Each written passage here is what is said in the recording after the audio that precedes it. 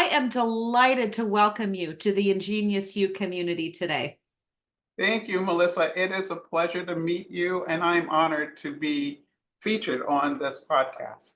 For listeners who may not be familiar with St. Mary's College of Maryland, could you share a bit about the institution, its mission, anything that makes it unique, and its role in higher education today? Yeah, so St. Mary's College of Maryland, the first thing I need to say is we're public. We're not a religious institution. People always think we're Catholic or something like that, and it surprises them that we're not. We get the name from where we're located in St. Mary's City, in St. Mary's County, in Maryland, right? So it's just Mary all over the place there. It is an institution that was founded as a female seminary in the 1840s. Always being an innovator and leader and thinking about education. It eventually became a four-year institution, and in 1992, we became a public honors college, the first public honors college in the nation. And the institution has the most perfect mission, I believe. And it is, not only is it public, but the mission is focused on academic excellence, accessibility, affordability to a diverse population of students. And I think that there can be no better calling than to be associated with an institution focused on those four things. We're very small. We are about 1,600 undergraduates.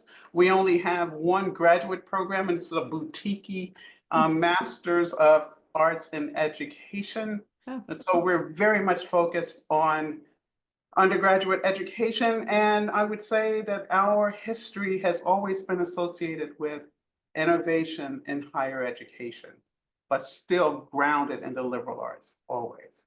What a great mission. And I didn't know you started as a female seminary. That is fascinating. And Yeah. are there any roots of that founding that still are evident in the institution today at all? No, not No? too many. I mean, when I Okay. go back and speak to when you talk to the older alumni, and now you're Sure. talking about women who are in their 80s or so, they always talk about that period when they were female seminary Oh, or an all girls school, and they really loved that. And it was very small. And, the joke is, from my perspective, I always say that a doctor, a farmer, and a lawyer get together. And that is the honest to goodness truth of how we were founded. But they really came together to figure out how can we educate women to be more, and there's nothing wrong with this, but more than housewives, right? sure. And that's where St. Mary's got its beginning. And it's been a struggle throughout, but always we come out on top. And I just think it's a beautiful story when you look at the history of the institution. Yeah, indeed. Well, thank you for sharing that. That's a great way to frame our conversation. So let's talk about your leadership journey. Your journey spans an impressive range of academe, science, and institutional leadership roles. Looking back, what forces, whether they're personal, cultural, or professional, have been most influential in shaping your career path and the leader you are today? Yeah, I tell this story all the time. My greatest influencer was my maternal grandmother, Mm. who only had a third grade education. And she worked for a Dutch family in Charlottesville, Virginia, as we were growing up, and she was a live-in maid. And just watching her in that role and always encouraging me to always make sure I could take care of myself and my responsibilities. That has driven me tremendously in everything I do. She taught me not, she says, no matter what people do to you, and there's a long story associated with that I'm not going to go into. She says, never ever let them see you angry, Mm. knowing that in the end, you will come out on top. Right? And those kinds of things, when we get a little bit later, I will probably circle back to that because it reminds me of Roosevelt, who said, and I might be paraphrasing here, speak softly and carry a big stick, right? So those have been my guiding principles. And when I was growing up, I mean, I'm first generation college, and in our house, we didn't have books, and I would go to the library every 2 weeks and get a stack of books, and they were always biographies. Yeah. And it dawned on me that they were always biographies of white men. Mm. Right? That's what was written about. But I would always see that, humble beginning or something like that, and they do something amazing. And it was aspiring. I would wonder, where were the other people, right? Where were Right. they? And there was one of my aunts gave me a coloring book that I bought for my grandchildren called Color Me Brown. Mm. And this book had onion skin over a page that you colored, so you could trace the figure and color the figure, and you learned about their contribution to history, but it was created in a poetic presentation. And that book truly inspired me, because then I saw that there were people of color who had done tremendous things. And I wanted to make sure I always led by example and did good things. Yeah. Wow. Well, then that speaks so powerfully to uh, how important it is that our younger leaders and emerging leaders can see people who look like them in the most senior leadership roles. And I imagine that's been the case for you as a mentor of others, perhaps. Yeah, when I was an assistant professor 100 years ago, that's the way it feels now. The students, and I was the only, and even though I worked at an HBCU back then, Xavier University in New Orleans, Yeah. students were just drawn to me Yeah. because I was the first African American female in the chemistry department. And it was hard for me to get my work done because there were always students who came by for advice or mentorship or just someone to just talk to. Sure. So it's always been that way. And it is an honor that they see me that way. And even now, I'm getting ready to retire. My former students from Xavier, they still write me for advice, or on their Facebook pages, they would write, "What would Tuajuanda do?" Right? Or something crazy will happen. And they say my favorite line, which is, "Lord, today." Right? And so, I have generations doing that, and that makes me know that I have made some kind of positive impact on them. Well, indeed. And I'm going to come back and ask you about legacy at the end, but that is a great way to set the table for talking about your legacy and impact. Now, you have a very impressive background in the sciences and chemistry, particularly. How did you fall in? And maybe it wasn't falling into that, but how did you get drawn into the sciences? Yeah, when I was growing up, it always goes back to when I was growing up. It shapes everything that I do and how I see the world, right? Yeah. But I hated science. And I realized not until high school, I hated science because they always talked about, it was always earth science, right? Uh-huh.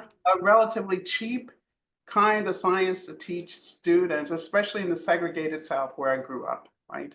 And I couldn't stand it. Then I finally get to high school, and I had a chemistry teacher. In that room, the world started to make sense to me, Oh, because everything was earth science and biology or something like that. I didn't like that kind of stuff. But I paid more attention in this class because I had a crush on him, and he didn't know that until I became a college president. Um, I, yeah, that's another story. But when I got ready to go to college, I didn't know of any African Americans who had been chemists. They were always biologists. yeah. So I went to college as a biology major, Mm. and I lasted half a semester because I hated it. Back then, they didn't know how to teach biology very well. And Uh-huh. you just memorize things. And I remember kingdom, phylum, class, order, family, genus, species. That's how they characterize stuff. And I was like, who cares? Um, so chemistry helped me to see the world, and that's Oh, where I found that I was most comfortable oh, creating and using logic to create. I thought I was going to be an organic chemist because I uh, love synthesizing things and drawing potential pathways on the board. And then one summer, I went to a summer research program and I wanted to work with an organic chemist, and they put me in the laboratory of a woman who was a biophysical chemist. And that's when I first realized you can combine the areas. mhm. And when I went back, I decided I was going to become a biochemist. And all the chemistry and the biology then became incredibly clear to me. And it just took off from there. So that's just the way my mind works. But finally, being exposed to an excellent teacher, first of all, that I just happened to have a crush on. Um, and then those teachers who helped me to put life and living together, right? I am still intrigued by the fact you can have carbon, hydrogen, Sure. oxygen, nitrogen. They come together and form life. How cool is that?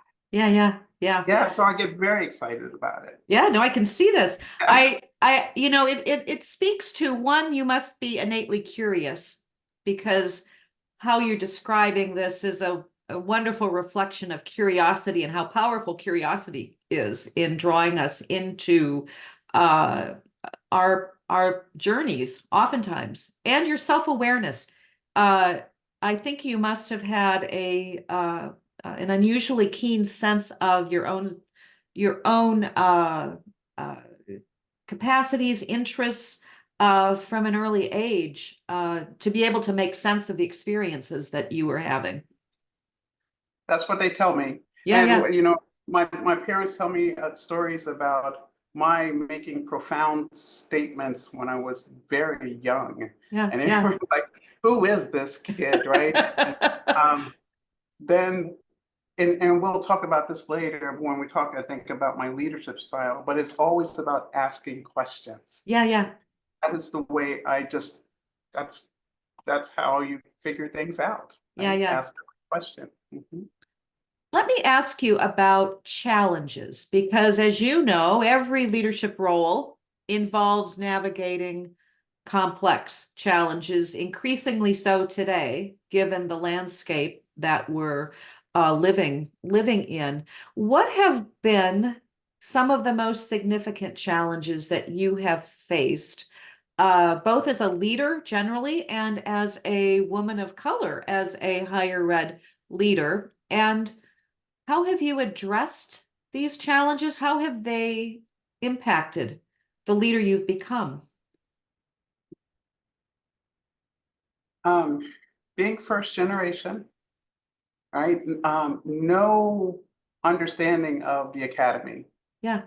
And when I finally became a professor, I thought, wow, this is really cool. And I'm a chemist, and so I ask questions, or I'm always thinking of ways to make things better and how to be inclusive of others. And one of the biggest challenges I've faced as a leader is um, the profound, from my perception, resistance to change. Um, it absolutely, I don't understand how people can be so curious and creative in their own work. But anything beyond that comfort zone, they're scared to push up against the boundaries, and that drives me absolutely insane, right? So that has been one of the biggest challenges, and also trying to understand. I don't understand the fear, right? Mhm. I mean, I am an acceleration junkie. Uh-huh. So I like to drive fast cars fast. And I like to jump out of planes and I like to do things like that. And so people who are fearful to that level that they're almost incapacitated, so to speak, I just don't understand. Mm. But also, as a woman of color, Another big challenge has been people doubting my ability, Mm, right? And wondering, why am I in that room? mm, And one of the most frustrating things was I was invited to give a keynote at a university, and it was over lunch at this meeting. And I dress professionally all the time, but that day I had on a black suit and a white shirt, and I thought I looked like a professional. And someone came up to me and asked me to bring him some salt because he thought I was the wait staff. And mm, I was offended by it, but I didn't let him see how offended I was. When I stood up and after they introduced me, and I said, yes, I am the speaker. Yes, I have a PhD in biochemistry. Um, and I'm not a wait staff. And then I laughed it off, and then I continued, right? So humor has been very important to me to mm, help to navigate these things. Whenever I get upset, remembering my grandmother's words, don't ever let them see you angry. That has helped to keep me grounded. mm, And because of my humble beginnings, I have a lot of humility, mm, and I'm always surprised when people say I've done an exceptional job or this, that, and the other, because for me, I'm just doing my work to the best of my ability.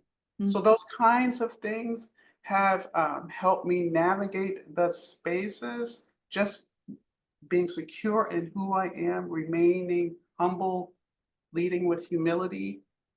But I don't understand the fear in the academy and the propensity to want to continue to do things that we've always done. And so right now in higher ed, I'm incredibly frustrated with my colleagues Mm. because the country is telling us they need more from us. And it is not about our rationalizing what we do and why we do it that way. It Mm, is up to us to listen to what they're saying they need and figuring out a way to get it done. mm. Right? So that's one of my biggest challenges right now. Do you think that the level of fear of change is more significant in higher ed than in other organizational types that you've worked in? Yes. Yeah, Yeah. I've worked in um, higher ed institutions, and sure. I worked at the philanthropy, right? Uh-huh. And that philanthropy awarded innovation and creativity. I loved that job. Yeah. Um, and I had the opportunity to create something that hadn't been done on a national level. It was the coolest thing ever, and it's still going on, and it's still impacting students' lives. Yeah. And the only reason I left that position to go back into the academy was that even though I was impacting students' lives, I felt that I was too far removed from the students. So I Yeah. had to go back to the campus. But when I went back to the college campus, I was like, oh my goodness, I forgot. Yeah. Yeah. Yeah. Then, trying to, and so I will push, but I am old enough to understand that when you try to seed something new and get people to change, you cannot just keep pushing. You have to introduce that idea, let them go through the human response, which is the emotional, right? First, there is a no, and then there is anger and tears, and then there is a woe is me, and then we get back to a new equilibrium and we're better, right? Yeah. So just Yeah. getting that. Indeed. And that is wisdom that obviously comes from experience and time. It's very challenging. I've observed, and as you know, I speak to a lot of presidents on the podcast, and what you're saying is something I have heard time and again. If just in terms of how challenging it is, if you are an early adapter, if you are innovative, if you have a new vision, the fear is palpable. And even given the warning signs, I mean, I had one president tell me that they were convinced that some of the faculty, in her case, would rather go down with the ship than support innovation that might lead to a campus that looks a little different, which it's just hard to understand, right? It is. Yeah. I mean, we all have these fancy degrees Yeah. for doing something new or seeing it differently, but outside of that little box, it does not work. From all that you've experienced, your leadership journey, what is important for the next generation of leaders, particularly women leaders who want to make their mark in higher education? How do you counsel them? Gird your loins, right? It's you have to know yourself first and foremost. I believe that you have to, and just be honest with yourself. Know what your strengths are, but also what your challenges are, and find the people who emulate those things that you believe you want to be or to do, but also find people who are very honest and who will tell you the truth about what they're seeing and take their advice. Too often, I encounter, I have a lot of women who I'm mentoring. And they come, first they always say, I want to be a college president. I'm like, why do you want to be a college president? Right?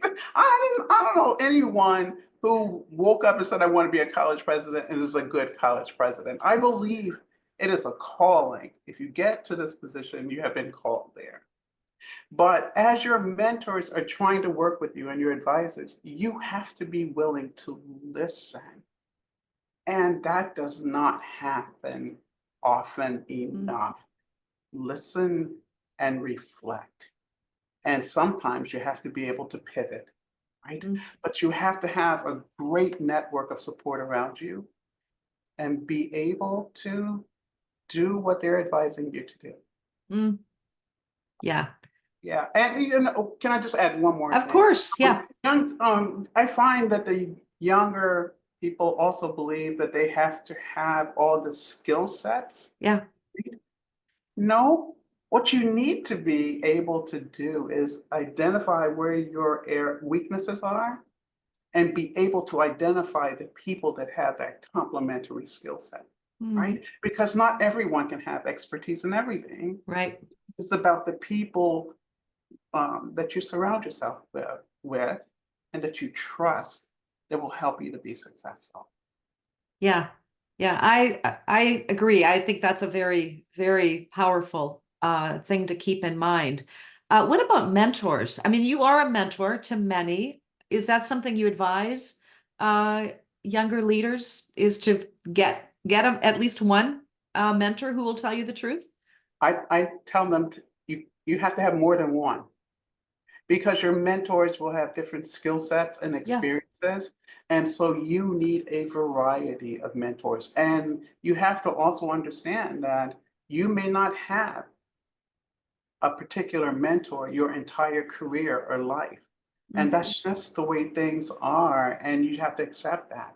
But absolutely reach out. I mean, I have women who see me at a conference or something and immediately come up to me and say, will you be my mentor?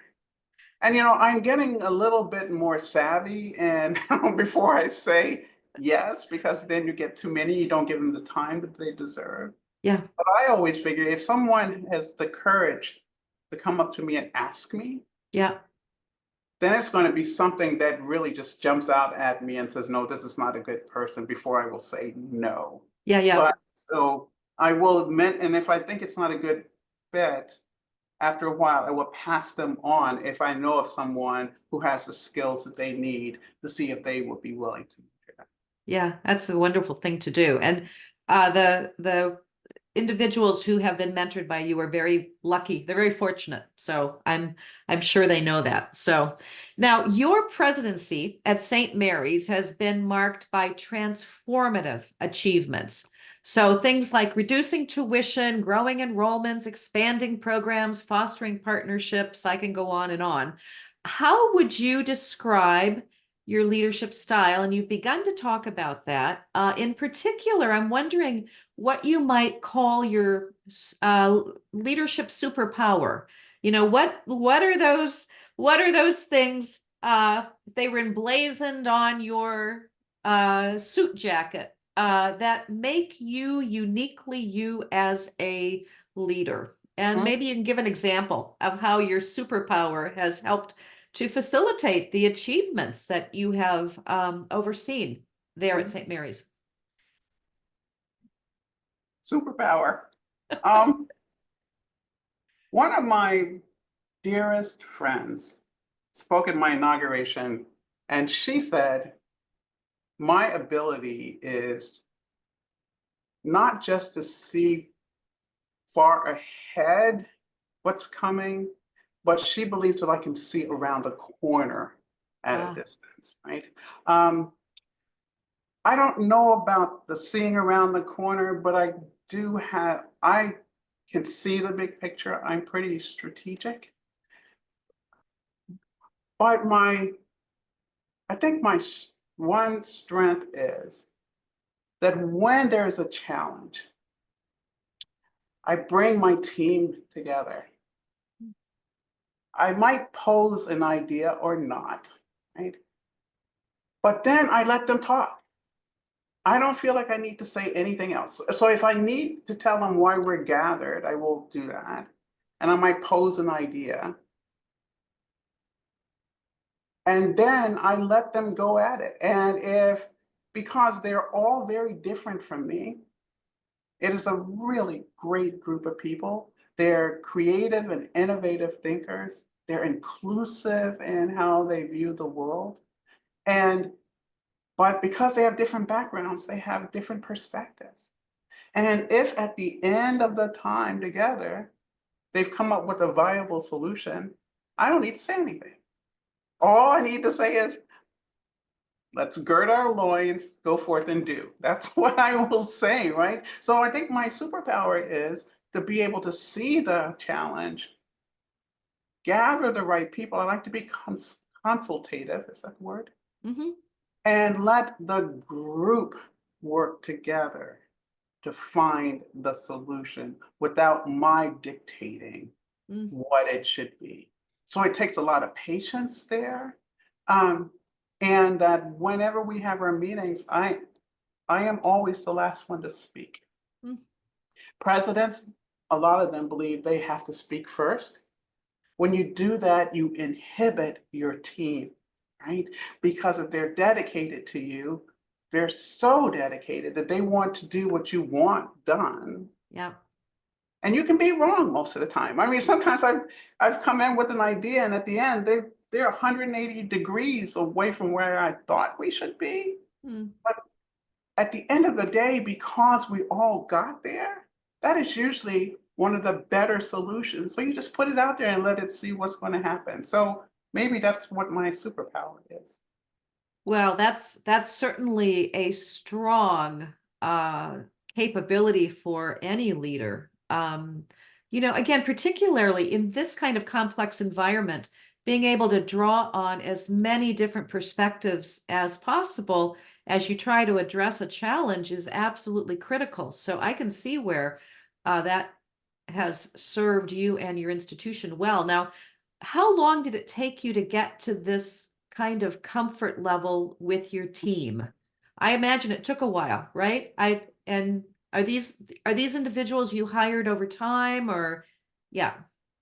Yeah, I hired them over time. But even when I was a dean, I did that. Listening is a really important trait that I think is underutilized because people just talk too darn much, right?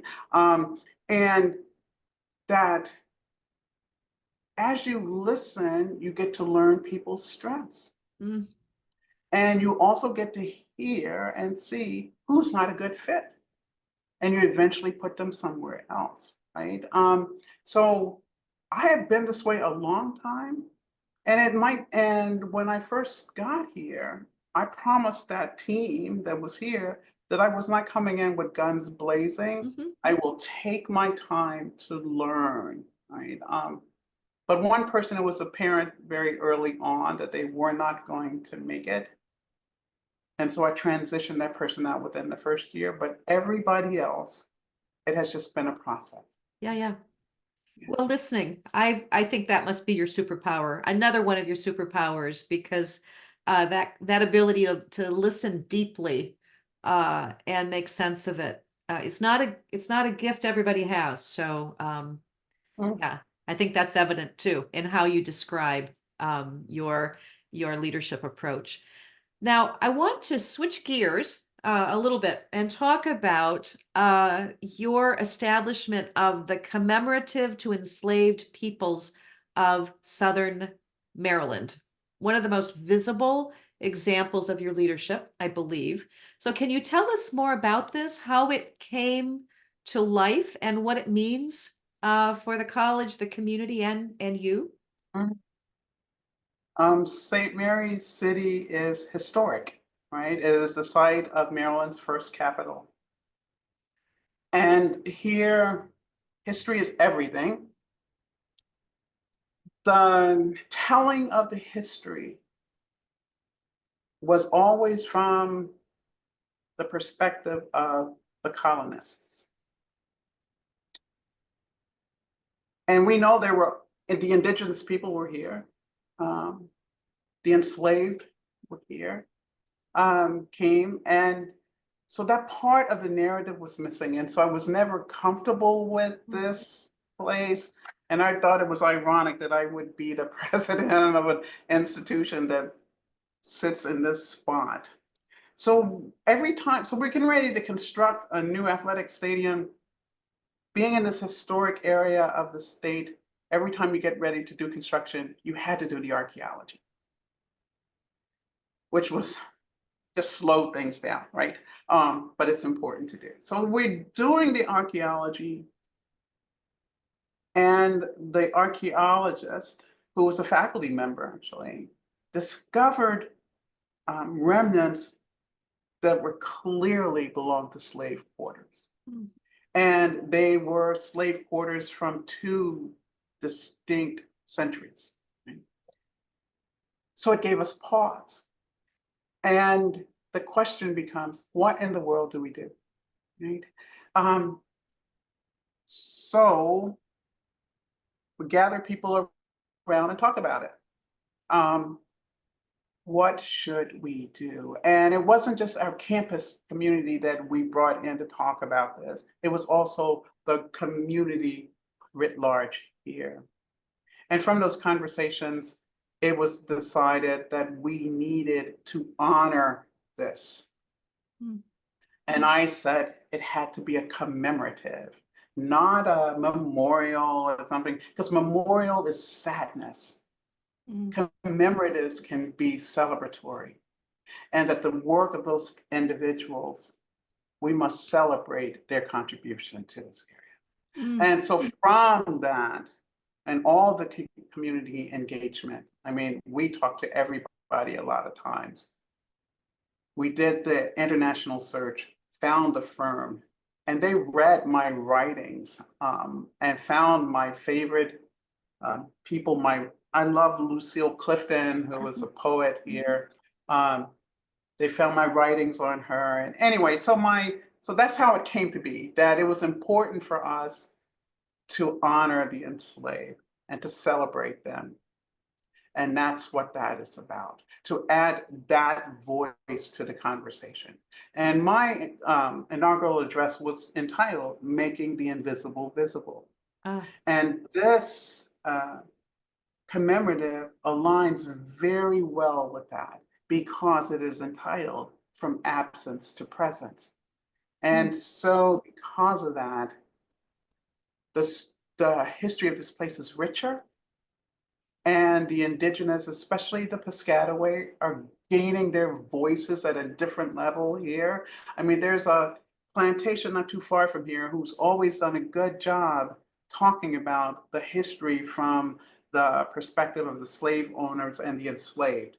And the enslaved descendants are still here. Mm, And they work, some of them work at my college.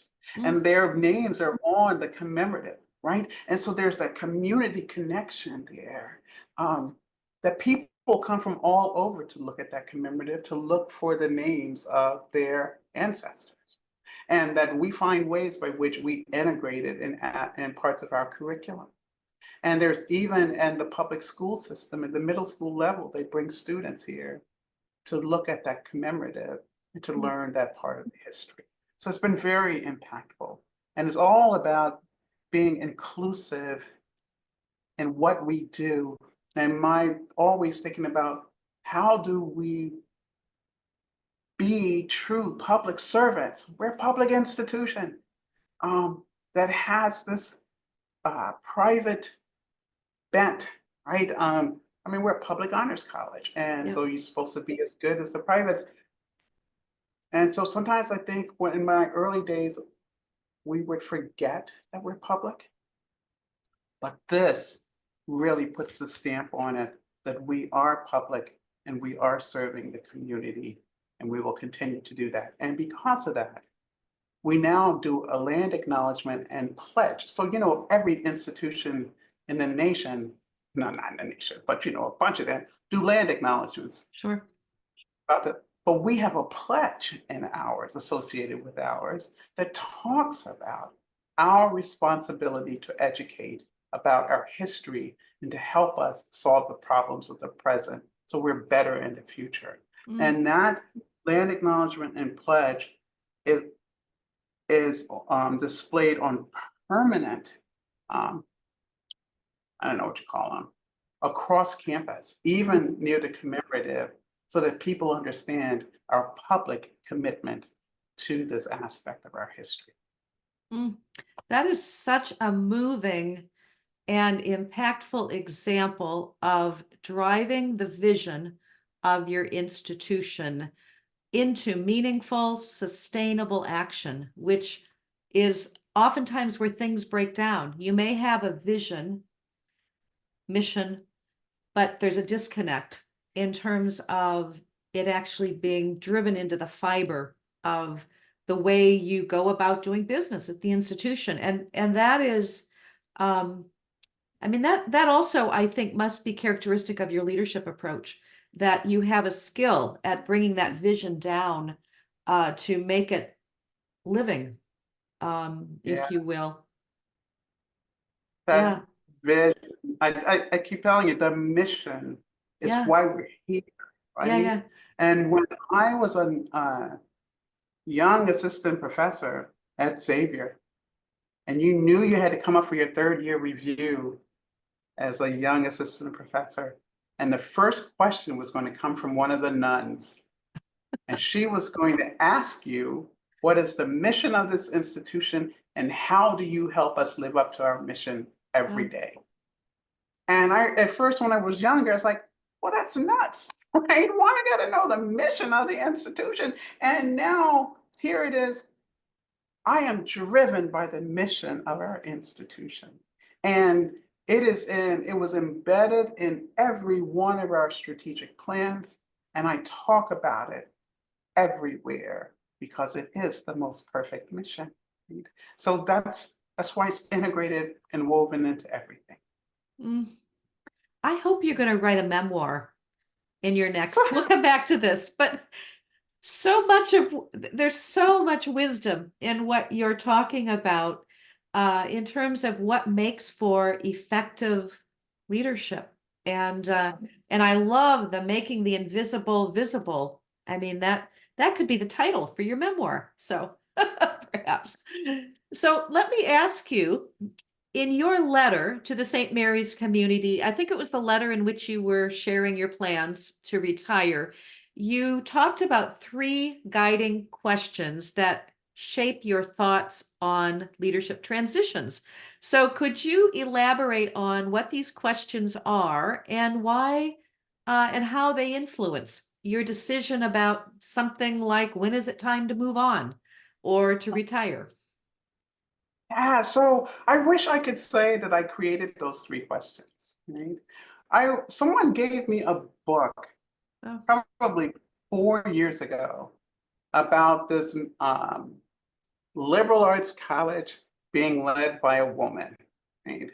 And it was supposed to be light reading, but I was bored out of my mind. I don't remember any of the story. I didn't even finish the story. That's how bad it was for me. But there was this one chapter where the president um, posed those three questions. And I don't even remember the context, right? That tells you how bad this, and I went back to try to find the book in my house. I can't remember the title. How am I going to find the book? I have a bunch of books in my house. So needless to say, that's the only important part from this book. Okay? And so over the years, I have been looking at what's happening at St. Mary's College and how, when I came, things were going like this, and then they started to turn up. And I'm getting old, and I want to do stuff with my life, right? And I have 5 grandchildren, and I want to experience the lives of my grandchildren. So I've been thinking about, when's enough enough? And I came across those three questions. oh, And the questions are, can I, have I left the institution in a better position than I found it? Have I done no harm? And can I leave whole? That's the important piece, because I find too many people, when they leave someplace, there's nothing left in them. And I did not want to be in that position. And so I started making a list of things I wanted to get accomplished in my last 2, 3 years of the college. And always checking in with myself to make sure I'm feeling okay, right? One of my mentors, when I got the interview for St. Mary's College, and I called him up and I says, I got this interview and I'm just scared to death. I don't know what I've done applying for this thing. And he said, you're going to be an excellent president, but you have to understand it is going to be the hardest job you've ever had in your life. And presidents die either from suicide or stress-related illnesses. Do not let that happen to you. And he told me a story of one of his friends who committed suicide. mm, So it was very important to me that I left whole, and that I felt that I have to leave the institution in a great position, but I have to take care of myself. yeah, yeah. And I am, when I realized I've done no harm here, I am leaving this institution in a better position. I got one thing left on that list. It should be completed in March of 2025. And I am thrilled to be looking forward to retirement, right? But when I started thinking about retirement and how do you know it's time to go? Sure, And sure. oftentimes presidents stay too long. Exactly. And the next person comes in and they got to get, the legacy of the other person, and then all those layers of the onions you got to peel back to figure out what in the world is. I don't want somebody to go through that. Yeah. So I'm trying to set them up at a good position, and then Tuajuanda's out, right? It's just, And what's Tawanda going to do then when you're out? yeah. Do you know? So yeah, I sort of got a plan for a few months. The first 6 months, I just wanted to sit in my yard and not talk to anybody. Um, I am.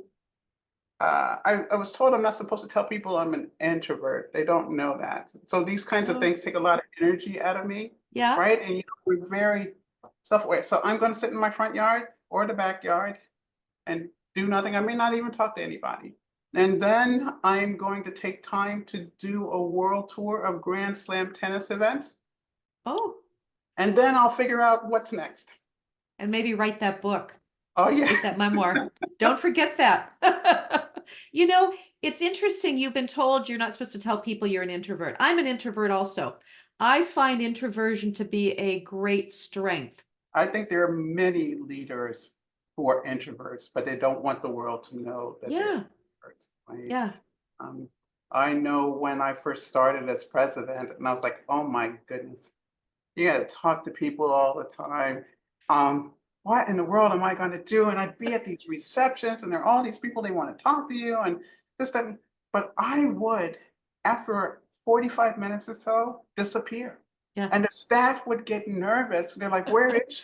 And I'd just be off in the bathroom or a corner somewhere with my quiet space. Yeah, And after about 15 minutes, I get my energy back and I'm back doing it. But it is tiring. It is exhausting. yeah, yeah, Um, but we manage. yeah. Yep. So let me ask you about the being whole Mm. uh, question. And as you've already said, the leadership, the presidential role is extremely taxing, and particularly leading through the kind of transformation and change that you have led through. What have you learned, or are there some strategies that you have adopted for taking care of yourself and sustaining your energy and resilience as a leader? Yeah. Um, First semester every year is the hardest semester. Mm. uh, because you have the summer that's quiet, you get to be thoughtful and reflective. And Uh-huh. then first semester, I take one weekend away every month first semester. Mm. And go somewhere right? So September, I have a place that I go. October, I go with my girlfriends and we have a special name for that weekend. Um, the November, we go away. Then December is holiday time. That Mm. sustains me.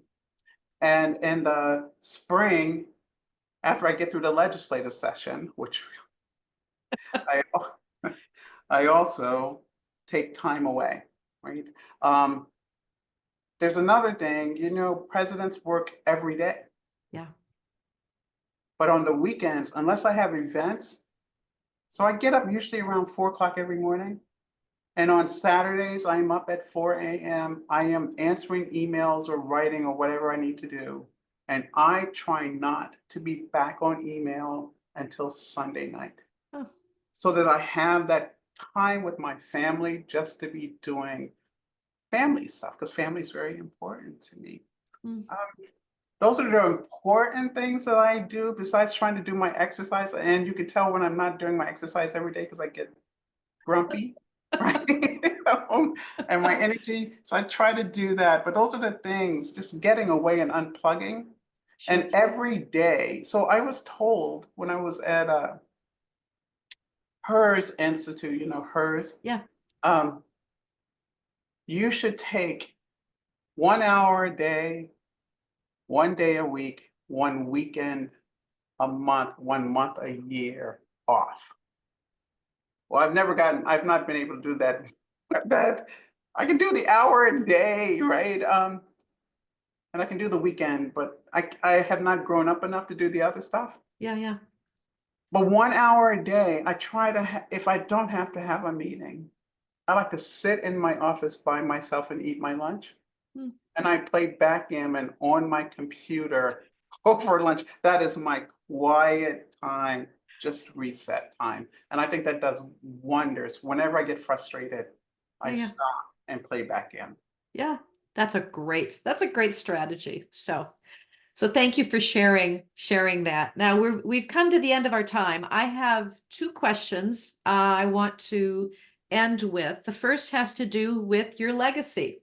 And so as you reflect on your time at St. Mary's and also throughout your career, how do you hope your contributions will be remembered?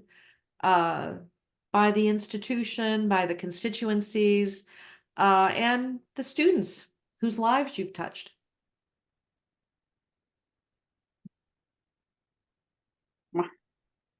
I get asked this question a lot, and I don't think I have a really great answer. I always hope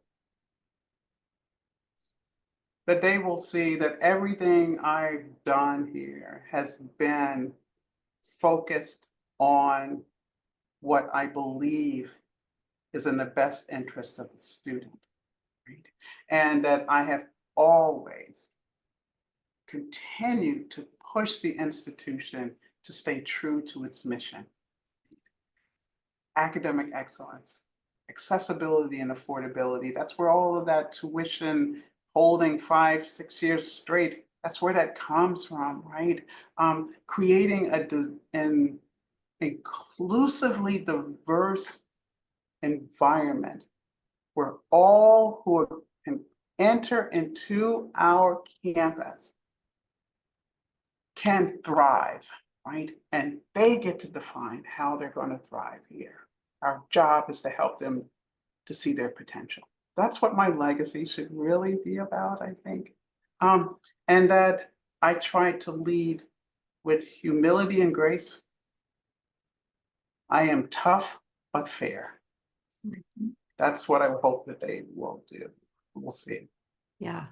And that is a wonderful legacy indeed. So here's the last question. And this is our signature question. And as you may know, season 6, we're interviewing only women leaders. And so I'm asking this in the context of your experience as a woman leader whose life and legacy will no doubt inspire many generations of future leaders. So as a woman leading in higher education today, what do you believe is your most important contribution to the future of the sector, which is a little different than your legacy in terms of the institution? So if you think about the sector of higher ed, what is your most important contribution, and how do you hope your leadership will inspire the next generation of women like you?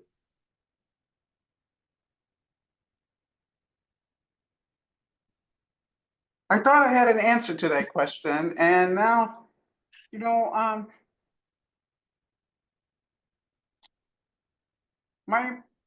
believe that my most important contribution is don't be afraid to push the limit. Just do it, because doing the same old thing, right, gets us nowhere. It's a futile cycle. Right? Push the limit. Understand who you are and stay true to who you are, but be able to adapt to the environment in which you find yourself. Because if you're just true to yourself, that's not a good thing. And you've lost sight of what the end game is. And when you lose sight of that, you will fail. So speak softly, carry that big stick. Always. You never enter a room. What's the word? Here I am. You enter with grace and humility, and you're always prepared for the what ifs. Tuajuanda, thank you so very much. I am inspired by our conversation. I know our listeners will be as well. And I'm so excited to share this conversation with our thousands of listeners around the globe. So all best wishes to you in this next phase of your life. Melissa, it has been an absolute pleasure. Thank you so much for choosing me to be interviewed. I really admire your work, and I look forward to learning from all the other women you will be interviewing this season. Thank you so much. You're welcome.